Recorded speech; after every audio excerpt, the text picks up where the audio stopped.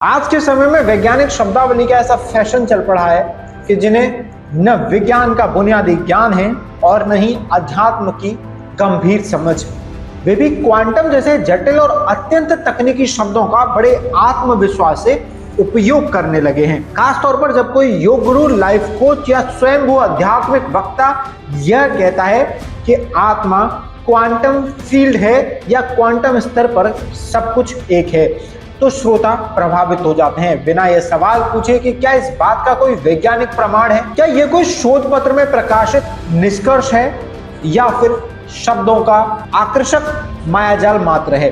Quantum भौतिक means quantum physics आधुनिक विज्ञान की सबसे गढ़ और परिष्कृत शाखाओं में से एक है। यह परमाणु और उससे भी छोटे कणों के व्यवहार को समझने की कोशिश करता है। इस क्षेत्र में अनिश्चितता मींस अनसर्टेनिटी, द्वैतता मींस डुअलिटी और संभाव्यता मींस प्रोबेबिलिटी जैसे सिद्धांत शामिल हैं, जो कठोर गणितीय मॉडल और प्रयोगशाला परीक्षणों द्वारा स्थापित होते हैं। यहाँ यह मान लिया गया है कि घटनाएं निश्चित नहीं होती हैं, बल्कि वे संभावनाओं की तरह घटती हैं और उन्हें देखने या मापने की प्रक्रिया भी परिणामों को प्रभावित कर सकती है। दूसरी ओर अध्यात्म मूलतः अनुभवों, विश्वासों और निजी बोध पर आधारित होता है।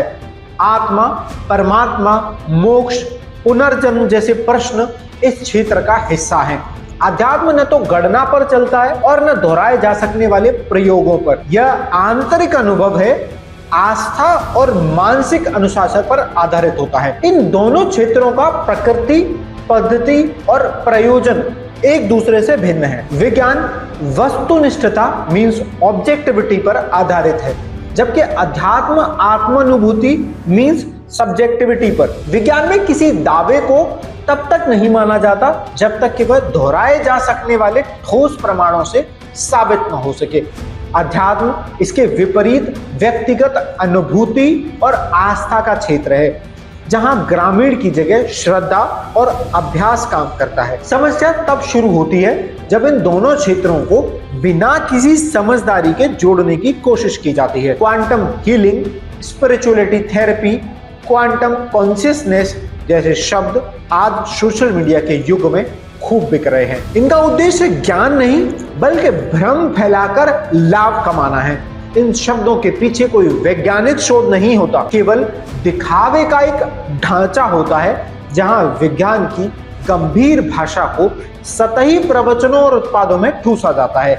जैसे क्वांटम मेडिटेशन से डीएनए बदलता है, क्वांटम एनर्जी से चक्र जागृत होते हैं, क्वांटम फिजिक्स से आत्मा की अमरता सिद्ध कर दी है। ऐसे दावे हर मंच, यूट्यूब चैनल और इंस्टाग्राम रील में तैरते हैं और दुख की बात है कि इन्हें चुनौती देने वाला कोई नहीं है। विज्ञान का कार्य यह पता लगाना होता है कि किसी वस्तु, प्रक्रिया या व्यवहार को मापा और दोहराया जा सकता है या नहीं। वैज्ञानिक पद्धति 3 प्रमुख स्तंभों पर टिकी है। पहला प्रशिक्षण मींस ऑब्जर्वेशन, वस्तु या घटना का सटीक निरीक्षण। दूसरा परिकल्पना मींस हाइपोथेसिस, एक अनुमान जो परीक्षण योग्य हो। तीसरा प्रयाग और सत्यापन मींस एक्सपेरिमेंटेशन एंड वेरिफिकेशन, ऐसा परीक्षण जो दोहराया जा सके और वस्तुनिष्ठ हो। अब सवाल यह उठता है कि क्या आत्मा को मापा जा सकता है? क्या उसके अनुभव को दोहराया जा सकता है? क्या आत्मा की कोई सार्वभौमिक परिभाषा है जिस पर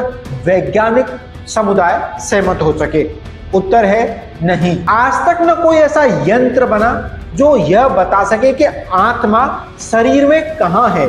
नहीं कोई प्रयोगशाला यह दिखा सकी कि मृत्यु के बाद कोई ऊर्जा शरीर से बाहर निकलती है जो आत्मा कही जा सकती है। हाँ, near to death experiences ND's को कई आत्माओं का प्रमाण मानते हैं, लेकिन वैज्ञानिक दृष्टि से यह अनुभव मस्तिष्क की ऑक्सीजन की कमी, दवाओं के प्रभाव या मनोवैज्ञानिक स्थितियों का परिणाम होते हैं, किसी अमूर्त अमर सत्ता की पुष्टि नहीं। वहीं दूसरी ओर अध्यात्म का कार्य इन प्रश्नों से जूझना है जिन्हें विज्ञान अक्सर प्रश्न से बाहर मानता है। मैं कौन हूं? मृत्यु के बाद क्या होगा? जीवन का उद्देश्य क्या है? जैसे प्रश्नों का उत्तर अध्यात्म अपने ढंग से खोजता है, लेकिन इसकी प्रक्रिया वैज्ञानिक नहीं होती, यह दर्शन, साधना और अनुभूति की प्रक्रिया होती है।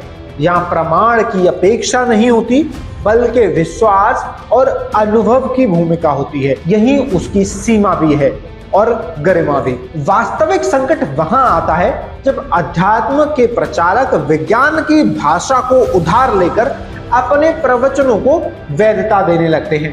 क्वांटम आत्मा, डीएनए का दिव्य उत्थान, ऊर्जा शरीर की वैज्ञानिक सफाई जैसे शब्दावली से श्रोताओं को यह भ्रम होता है कि यह सब विज्ञान से प्रमाणित है। और यही भ्रम जब YouTube की video, Instagram reels, corporate seminar और महंगे कोचिंग प्रोग्रामों के जरिए फैलता है तो आम जनमानस सवाल पूछना बंद कर देता है। यह न केवल भाषा की मिलावट है बल्कि बुद्धि का भी शोषण है। सीमा तय करने का अर्थ यह नहीं कि विज्ञान और अध्यात्म एक दूसरे के विरोधी हैं, बल्कि जब दोनों अपने अपने क्षेत्र में ईमानदारी से कार्य करते हैं तभी वे मानवता के लिए पूरक बन सकते हैं। विज्ञान बाहरी दुनिया को समझने और बदलने का साधन है, जबकि अध्यात्म भीतर की यात्रा और आत्म परिवर्तन की प्रेरणा देता है। लेकिन जब इन दोनों का मेल ज्ञान के उद्देश्य से नहीं बल्कि व्यापारिक रणनीति के तहत होता है, तब वह न तो वैज्ञानिक होता है न